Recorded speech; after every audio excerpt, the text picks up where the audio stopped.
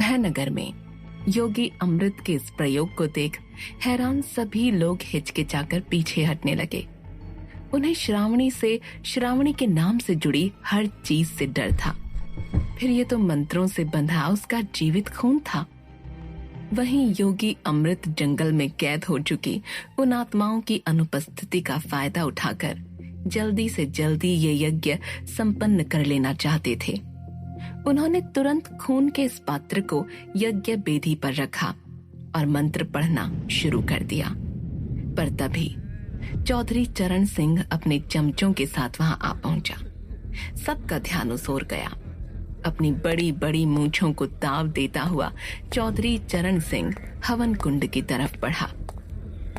देखियो रे सज्जन सिंह, अठे तो चंदन लाल और योगी रो रट्टो चल रही हो से केरे जोगी। चरण सिंह को देखते ही मुखिया चंदन लाल का खून खौल उठा। तो वहीं चरण सिंह जूतों सहित हवन पंडाल में घुसते हुए चंदन लाल के पोते नंदू के सिर पर हाथ फेर अब उबलते हुए खून को देख चिढ़ाते हुए बोला, अरे बाबा री, जहाँ तो पार्टी चल रही से लाल मिर्ची रो बगार लगा, जोगी सब्जी री तैयारी कर चुका। अरे गांव वालों, रोटी तो घर से लाए हो ना। नीचे उतरो, योगी अमृत ने गुस्से में दांत पीसते हुए कहा। जोगी गुस्सा हो गया के? आज नहीं चरण सिंह, ये बहुत जरूरी है भयनगर के लिए। इस खून में हम श्रावणी को बार बार जीवित नहीं कर सकते। इस वक्त ये सब मत करो और जाओ यहाँ से, योगी अमृत ने समझाते हुए कहा। ओ थारी की जो टोनो टोट को चल रही हो से, कहते हुए चरण सिंह ने तपाक से मिट्टी के उस पात्र को उठा लिया जिसमें खून उबल रहा था। उसे नीचे रखो, भीड़ में से चीखते हुए चंदन लाल ने गुर्राकर कहा। रखो उसे नीचे। ओ माफी हुजूर, मन ने ना खबर थी कि मालक आप भी अट्ठे इस जोगी रे साथ इस भयनगर को बर्बाद करने में लगे हैं। कहते हुए चरण सिंह ने तुरंत मिट्टी का पात्र नीचे रख दिया।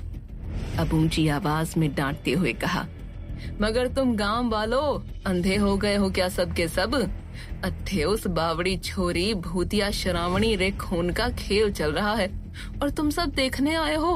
और जोगी तू अब क्या करेगा? एक श्रावणी से ही यो गांव त्रस्त है, अब श्रावणियों की फौज बनाएगा के? मत कर जोगी, ऐसा मत कर।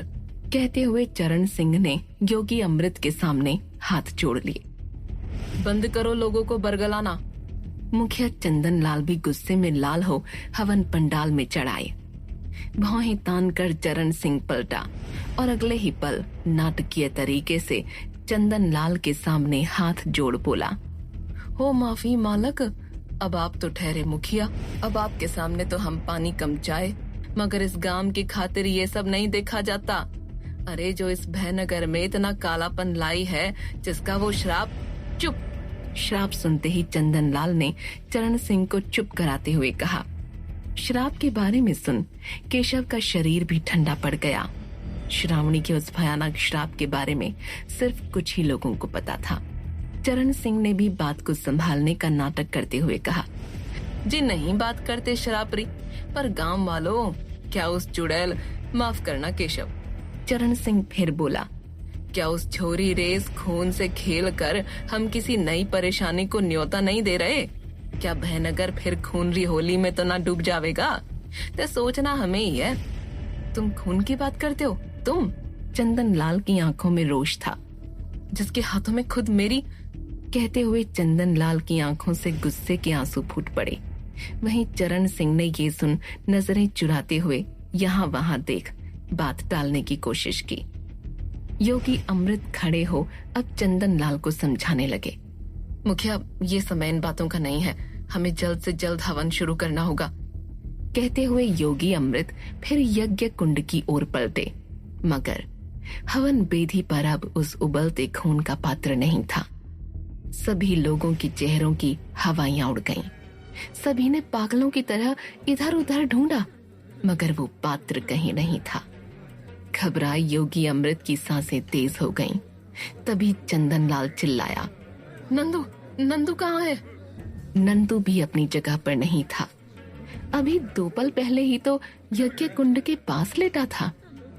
सभी गांव वालों ने नंदू और उस पात्र को ढूंढना शुरू कर दिया, पर दोनों में से एक का भी पता नहीं चला। कहाँ गया नंदू? कहाँ गया होगा? वो उबलता खून कहाँ गायब हो गया? अरे उधर देखो, कहीं मुखिया जी का पोता वहाँ तो नहीं? पल भर में सब कुछ उजड़ सा गया, बर्बाद हो गया। योगी अमृत के हिसाब से सब कुछ खौफनाक हो गया। वो खून श्रावणी के जिंदा शरीर का हिस्सा बन चुका था। अगर वो किसी गलत हाथों में लग गया तो? योगी अमृत वो मंजर सोचकर भी सिहर उठे। वहीं चंदन लाल पागलों की तरह अपने पोते को जहां तहां देखते हुए ढूंढ रहे थे। राणावत मेरा पोता, वो यहीं था, ढूंढो उसे। किन्नरी, पन्ना, यहीं कहीं होगा, ढूंढो सभी। मगर नंदू कहीं नहीं था। चरण सिंह खुद ये देख हैरान था, मगर उसके चेहरे पर एक कुटिल मुस्कान थी। उसने जो थोड़ी देर पहले कहा था वो उसकी आंखों के सामने सच हो रहा था। जयकाम देव बाबा री, अभी अट्ठे ही कही थी मैंने, मत खेलो वठेरे खूनरी होली। पर कौन सुने चरण सिंह की? कहाँ वो मुखिया है? ये सुनते ही गुस्से से तिलमिलाए चंदन लाल चरण सिंह की तरफ बढ़े।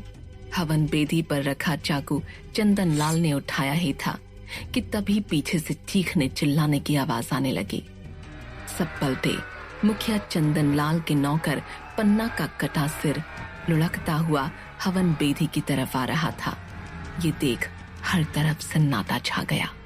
चंदन लाल के हाथों से वो चाकू छूट गया। एक गहरी शांति के बाद लोगों की चीख पुकार से पूरा माहौल मातम में बदल गया और लोगों के इस शोर को चीरती एक आवाज तभी हर दिशा में गूंज उठी। इस आवाज में मासूमियत के साथ जैसे साक्षात मौत बोल रही थी। भयानक आवाज करता मात्र 5 महीने का नन्हा नंदू कुएं की मुंडेर पर आंखें मूंदे घुटने घुटने चल रहा था। पन्ना का कटा धड़ नंदू के ठीक सामने कुएं से सटके निढाल पड़ा था। तभी नंदू के भीतर से जैसे कोई बुढ़िया चीख उठी और इठलाती हुई गाने लगी। एक तुतलाते हुए बच्चे और बुढ़िया का गीत, वो गीत जो मौत की लोरी था, सबको हमेशा के लिए सुला देने वाला गीत। सो जा राजकुमार, उठाने आएगी तुझे मांगती पुकार। सो गया चंदा, सो गए तारे, सो गई फूलों की फुहार। सो जा राजकुमार। अचानक हंसते हंसते नंदू भीड़ की ओर पलटा। उसके मुंह के आसपास जमा वो लाल खून, उसकी बड़ी बड़ी आंखों से गायब हुई वो पुतलियां और उसके मुंह से छिपकली सी फुंकारती वो लंबी सी जबान देखकर सबका शरीर ठंडा पड़ गया। यहाँ तक कि चौधरी चरण सिंह के पैर भी कंपकपाने लगे। ये क्या है?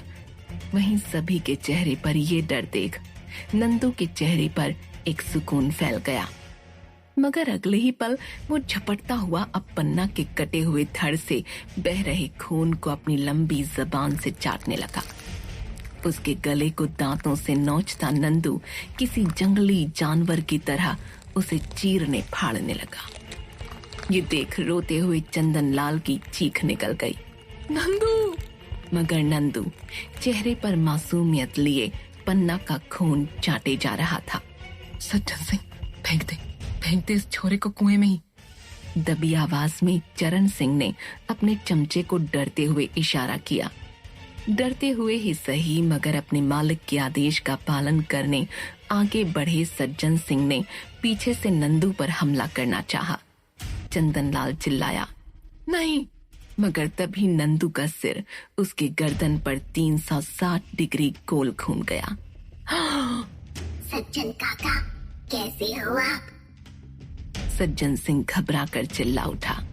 वहीं आसमान की तरफ देखता, पीठ की तरफ चेहरा लिए नंदू टेढ़ी मेढ़ी आकृति लिए अब धीरे धीरे सज्जन सिंह की तरफ बढ़ने लगा। मालक बचाइए, मालक!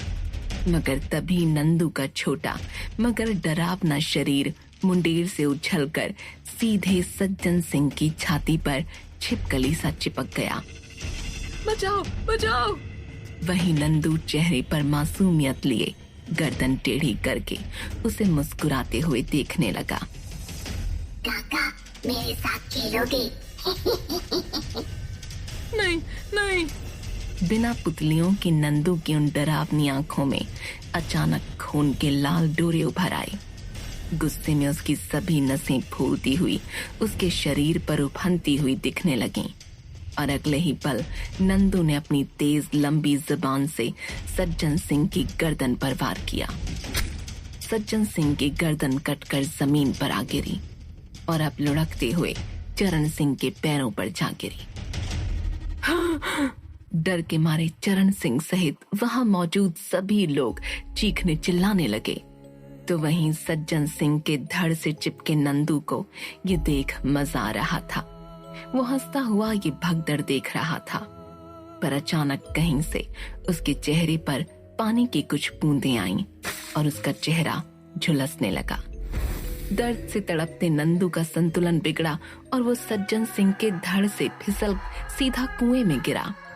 सज्जन सिंह का धड़ झूलता हुआ जमीन पर धप से आ गिरा। हर तरफ चीख पुकार भगदड़ मच गई। सभी लोग अपने अपने घरों की तरफ भागने लगे। वहीं चंदन लाल चीखते हुए कुएं की तरफ भागे। नंदू नंदू। नंदू पर मंत्रों के वो छींटे फेंकने वाले योगी अमृत थे। चंदन लाल ने कुएं में झांक कर देखा, मगर कुएं का पानी शांत था। लहरों में कहीं कोई हरकत न थी। नंदू का कोई नामो निशान न था। नंदू। चंदन लाल रोते हुए दर्द में चीखे। भानु ने चंदन लाल को संभालते हुए उन्हें कुएं से अलग करना चाहा, मगर दर्द में तड़पते चंदन लाल का हाथ कुएं की मुंडेर को छोड़ने को राजी ही नहीं था। चंदन लाल अपने नंदू को ढूंढने कुएं में कूदने के लिए मुंडेर पर चढ़ गए, मगर तभी भानु के अलावा एक और हाथ ने चंदन लाल को रोका। ये हाथ चौधरी चरण सिंह का था। ना कर मुखिया ना कर। डर के मारे चरण सिंह के चेहरे की भी हवाइयां उड़ी हुई थीं, मगर तभी हुंकारता हुआ कुएं के ठहरे पानी के बीच से हंसता खिलखिलाता हुआ कुएं की दीवार पर छिपकली सा चिपककर चढ़ता हुआ नंदू ऊपर उछल आया और पानी उड़ाता हुआ सीधे चंदन लाल की गर्दन पर झूल चंदन लाल को जमीन पर गिराते हुए उसकी छाती पर चढ़ गया। अपने पोते की ऐसी डरावनी हालत देख चंदन लाल के आंसू रुक नहीं रहे थे, तो वहीं बाकी सब चंदन लाल के लिए परेशान थे। अब किसी भी पल नंदू अपनी तेज जबान से चंदन लाल की गर्दन धड़ से अलग करने वाला था।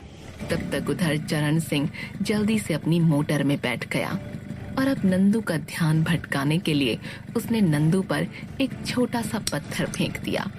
पत्थर सीधे नंदू की पीठ पर जा लगा, जिससे गुर्राया नंदू चरण सिंह की तरफ देख गुस्से में तेज सांसें लेने लगा। नंदू पर पत्थर फेंककर चरण सिंह ने खुद अपनी मौत को बुलाया था। चंदन लाल के लिए चरण सिंह का इतना त्याग देख सभी गांव वाले हैरान थे। नंदू अब चंदन लाल को छोड़ चरण सिंह की ओर झपटा, मगर चरण सिंह ने तुरंत अपनी गाड़ी चालू कर उसे पूरी तेजी से भगाना शुरू कर दिया। मगर नंदू आंखों में खून के लाल डोरे लिए किसी जानवर सा दोनों हाथों और पैरों पर उछलता दौड़ता चरण सिंह के पीछे भाग रहा था। चंदन लाल, भानु, योगी अमृत ने भी अपनी मोटर से उनका पीछा करना शुरू किया, मगर नंदू अपना छोटा सा शरीर लिए तेज गति से कभी झोपड़ियों पर उछलता तो कभी पेड़ों से फलांग लगाते हुए चरण सिंह की गाड़ी की ओर दौड़ता जा रहा था। चरण सिंह पलट पलट कर इस नन्हे मगर खूंखार जीव को देख माथे से पसीना पोंछते हुए तेजी से गाड़ी भगाए जा रहा था। कहाँ जा रहे हो चरण काका? मेरे साथ नहीं खेलोगे? रुको ना काका। बाबा री, कौन सी मुसीबत सिर ले ली चरण सिंह। योगी अमृत पीछे अपना अभिमंत्रित जल लिए तैयार बैठे थे, मगर तेज गति से दौड़ते नंदू और चरण सिंह धीरे धीरे उनकी नजरों से ओझल होते जा रहे थे। योगी अमृत मेरा पोता। चंदन लाल की आंखों से लगातार आंसू बह रहे थे। तुम बस जल्दी चलाओ चंदन लाल, कुछ नहीं होगा तुम्हारे पोते को। योगी अमृत ने चंदन लाल को आश्वस्त करते हुए कहा। इधर नंदू चरण सिंह का पीछा करते करते पश्चिम के खंडरों के पास आ पहुंचा। ऊबड़ खाबड़ सड़क पर जहां चौधरी चरण सिंह तेजी से गाड़ी चला रहा था, तो वहीं हवा की गति से दौड़ते नंदू के शरीर से अचानक एक काला धुआं निकल हवा में उड़ने लगा। नंदू बेहोश हो वहीं जमीन पर घिसटता हुआ गिर पड़ा। उसकी आंखें फिर सामान्य हो गईं। वो बच्चों सा जमीन पर गिरा रोने लगा। इधर चरण सिंह ने जल्दी से अपनी गाड़ी अपनी हवेली के सामने रोकी और जल्दी से कमरे में घुस हर तरफ से खिड़की दरवाजे लगा वो सहम कर पलंग पर बैठ गया। मगर तभी उसके पीछे दीवार पर वही काला धुआं जो नंदू के शरीर से निकला था, वो हवा में उठता हुआ सामने पड़ी आराम कुर्सी पर फैल गया। वो कुर्सी अपने आप हिलने लगी। चरण सिंह घबराया, मगर तभी क्या होगा अब चरण सिंह का? कहाँ गया उबलता हुआ श्रावणी का जीवित खून? चांडाल आत्माओं के जंगल में कैद होने के बावजूद क्यों और कौन कर रहा है ये सब कुछ? जानने के लिए सुनते रहिए भयनगर